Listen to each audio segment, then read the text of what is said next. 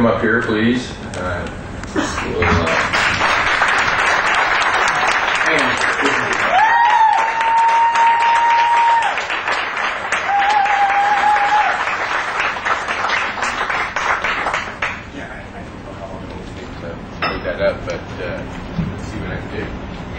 was actually going to talk afterwards, so I'll just change this around just a little bit. But a lot of you know the story of my daughter, Jonnae, and some of you that don't are getting ready to see that. But in 2003, when I did my first Body for Life Challenge, the rock bottom that we talk about, my husband had lost his job title. And it sent me spiraling in a direction that I had no control. I'm a mother of 5, and I was dealing with a lot of things emotionally and physically. I just let myself go, and I told the life story at that point that let you know that I had that self-pity, that I felt sorry for myself, and subconsciously I was asking everybody to join me in that self-pity party and asking them to feel sorry for me too, and they did. 5 years later, I've lost my daughter. She died 3 weeks ago. And I don't want you feeling sorry for me. I don't tell a story of self-pity. And I'm challenging myself every day not to go there, but I understand that there's an opportunity here for me to live as Jonnae's champion and Bill Phillips' champion. And so I'm going to promote her cause and share her story and her legacy. And I'm going to promote transformation because, just like Patrick said, I live my day every day, or my life every day, to get stronger and to show people how they can by being the example. And I have purple bracelets here that I'm going to share with everybody that say I get to. And one of the things that Jonnae and I did in fighting the battle of leukemia these last 3 years was not allow ourselves to go to that place of self-pity. And we would replace I have to with I get to. And we really put that to the test, and I challenge all of you to do that. When you find yourself in a place where you're complaining or saying that you have to do something, to put yourself in the perspective of gratitude and be grateful that you do. And the first time that I tested that was when Jonnae was over a toilet and crying that she hated cancer and she hated the chemo. And I said, honey, we don't have to do the chemo, we get to. There are people that are sick, that don't have a hope and don't know what to do to help themselves, and we have this as a way to help us fight and as a hope, that you're going to get to live. And that was early on with with that thought process, and she became a champion at that and learning how to say I get to instead of I have to. And so, as crazy as it may sound, I used that the day that we buried her, and in my head I thought, this is nuts to say I get to bury my child. But if you find a way to make that fit into the puzzle, it works. So, it's a challenge to do that, but I said, I don't have to bury my child and not know where she's going. I'm a Christian, I believe in God, and I get to release my daughter into the hands of our Creator and Father, knowing that she lived her life the way that she's supposed to.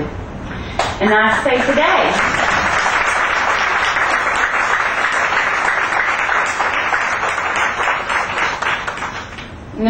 she didn't get emotional about much, but she got emotional about the relationship that she and I had. And it wasn't obviously a typical mother-daughter relationship. And she came into my bathroom one morning and she said, Mom, she said, I feel like I'm a part of you and you're a part of me, that we're one.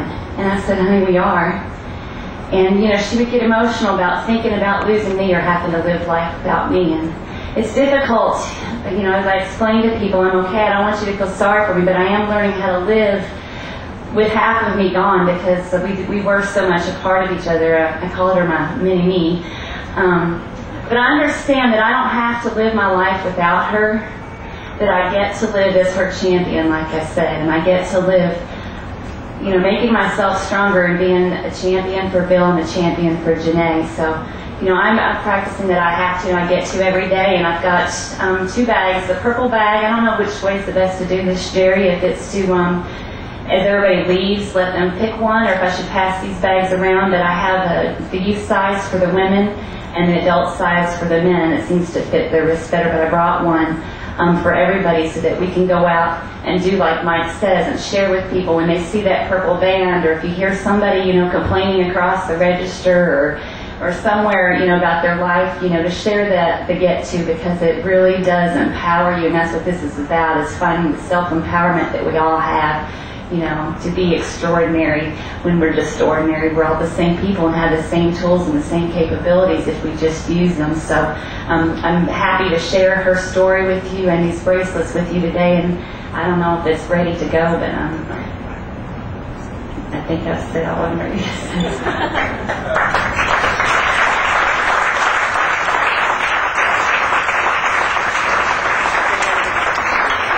If you want a men's bracelet, just reach in there and grab one. Thank you. Let's go.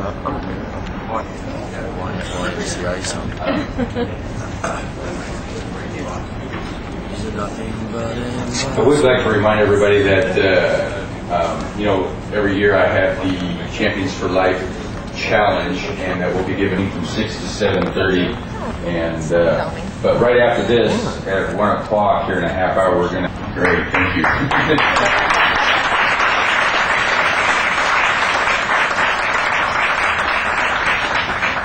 Yeah, I don't have much to say.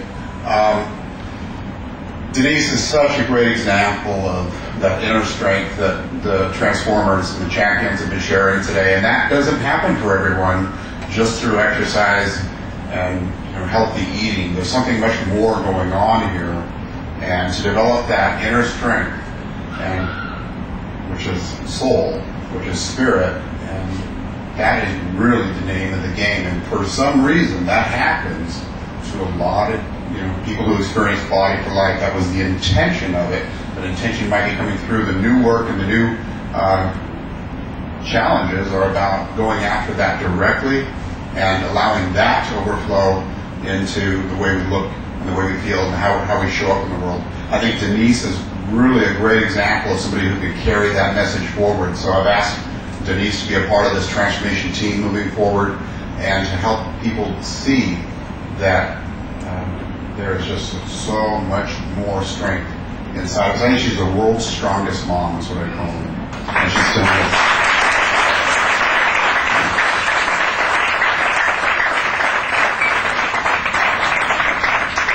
And I'll tell you, when I was around Denise and Jonnae and they were together, this woman was focused, so 110% focused on making sure that every moment of Jonnae's life was as meaningful and happy and filled with love. And I think that Denise moved on to a better place, and she did it in an environment where this person lived more in 15 years than most of us will, in an entire lifetime. If we live 5 times as long, we might not ever really feel as free from material things, as free from resentment, as free from regret. She had no fear. To be around this girl, she would look right through you. And that's what I love about Jonnae, and that's what I love about the Make-A-Wish kids that I've had the opportunity to work with over the past 14 years, is that you really get to be around pure spirit, because the ego goes. I mean, that all of these layers just strip away the ego identification, and a person just becomes nothing but pure consciousness or pure spirit, or nothing but heart and soul. And so when she would look at you, she wouldn't see anything. It's like it's hard to figure out where they're looking, because they're looking at you and it's like they just see right through you. And it's a stunning experience. And to be around her and to be around Denise when I had the blessing of getting to know them, they were 100% pure love. And that experience transformed my life. And I really just want to thank Denise for letting me be a part of that. And I want to thank her and encourage her to share that message. You have something very edifying and something powerful that we can all learn from. And I just want to encourage you and thank you for agreeing to carry that forward.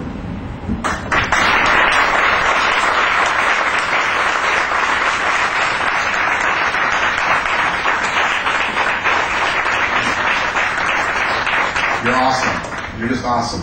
Strong and beautiful and inside and out. And you're still the world's strongest mom. You've got four beautiful kids at home. They're amazing kids, a beautiful family. The loss is beyond imagination, but the gain for the rest of the world that gets to learn from her is phenomenal.